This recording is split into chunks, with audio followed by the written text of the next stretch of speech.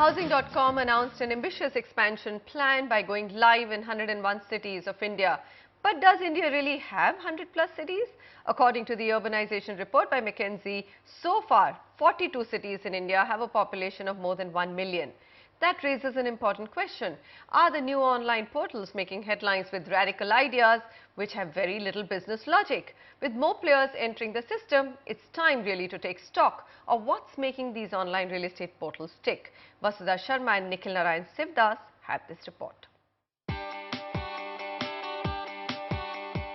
From being a multi-million-dollar startup success story, Housing.com has recently been dominating headlines for entirely different reasons. From spats with investors, to a resignation U-turn, to attempts to distribute his share in the company to employees, CEO Rahul Yadav has experts wondering where Housing.com is heading.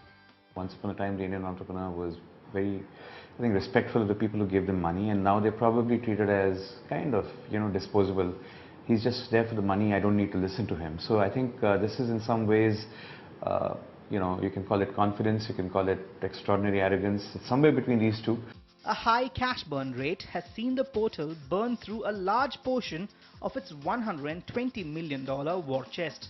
However, Housing.com has successfully defended the move, claiming the money spent on marketing has resulted in 14 million unique visitors on its site. But why is this number so important?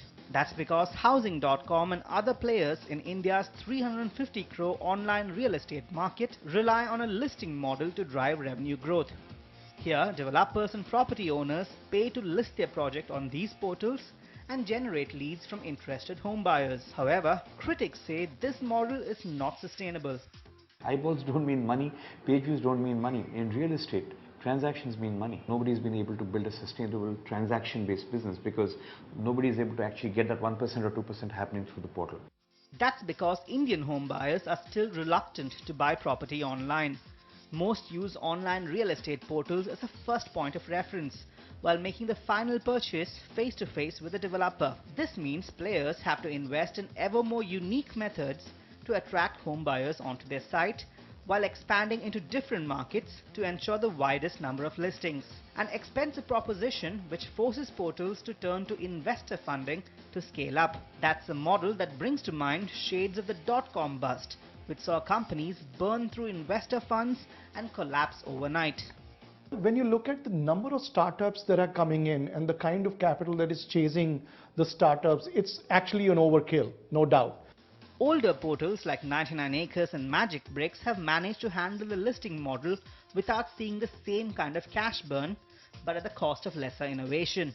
This has led critics to argue against investing such large amounts in younger portals who have relatively inexperienced management. These portals, of course, disagree. You're just getting a funding and you're trying to create a noise in market by maybe doing a bigger advertising campaigns.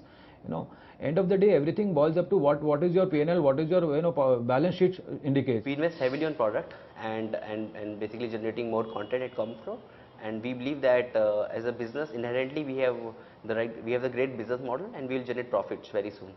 So what does the future hold for India's real estate portals? Consolidation is expected to be the order of the day, with smaller portals that are unable to crack the revenue model being bought up by larger players. Investments in sites like Housing.com are expected to continue, with investors betting on competition either dying out or being bought up, much like another homegrown success story, Flipkart. With Vasudha Sharma in Delhi, this is Nikhil Narayan Sivadas in Bombay for NDTV. All right, so that's the online market, very, very hot, Sameer. In fact, I did an extensive interview with Rahul Yadav for our website, and he seems to be so confident that there is a great real estate market in tier 2, tier 3, tier 4 and even rural India. How is it that we keep talking about the top 8 metros and saying that look, 65 to 70% of the business is concentrated in top 8 cities? See, I've been tracking the online industry on the B2C front for the last 15 years or so, right? And you have to break down the online industry into quite a few services. Till now, the only online service in real estate per se that has worked is the classified model. And no other company besides Magic Bricks and 99 Acres after India spending... Property too. Well, India property is roughly 1/3 of their turnover, but yes, they're getting there. They were much late starters. They have been able to garner about 200 crores total, I would say, revenues in the classified market of a 2,500 crore market. Right. So the potential is fantastic. No one is saying no to it. But this 250 crore journey has been covered in 15 years. There is going to be an exponential growth, but for that also the real estate market has to also play along with the classified models, where yes, everybody has clearly understood that 10% of their marketing budget has to go into internet today and has to go into lead generation through the internet models, and that will keep on increasing. So that's one part of it. Online sales of real estate, I don't think that has worked anywhere in the world so far. When we say anywhere worked, we talked about the model shifting completely to online. For example, when you look at travel, it's completely moved online. Classifieds will move online. You're saying. But transactions are not going to move online. Had they had to move online, they would have moved online long time back in the US. And they haven't. Yes. Secondly, when you talk about tier 2, tier 3, tier 4 cities, there is an aspect that everybody is thinking and talking about, is that Flipkart is selling more in tier 2, tier 3, tier 4 cities. Well, that product is not available there. Yes. Right? In real estate, that real estate is available and it's in his neighboring 2 kilometers away. Yes. So it is not going to, the tier 3, tier 4 cities, according to me, is going to take its own journey on the real estate front, because if the town is so small that it can be covered in 3 to 4, 10-15 minutes. If you look at Amritsar, you could cover the whole Amritsar real estate in like half a day. Yeah. Why do I really need the internet model there?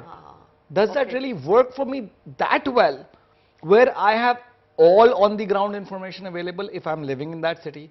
I know every rate or everything, because there are only 20 projects selling. There are not 2,000 projects selling. So one has to really understand, well, Rahul is doing a fantastic job in trying to solve the problem. But we have to really understand what the problem is in the tier 4, tier 5 cities right now. Is there transparency or is there opaqueness? Okay. That has to be understood. Tier 1 cities are a different animal. They're countries within themselves. Correct. Okay, fair enough. I think you've summed it up beautifully, and we will keep this debate going on. In fact, hopefully we will get Mr. Yadav's interview exclusively here on NDTV Property Show and 24/7 in India, and bring you that as well, and have Sameer also grill him a little bit, isn't it, Sameer?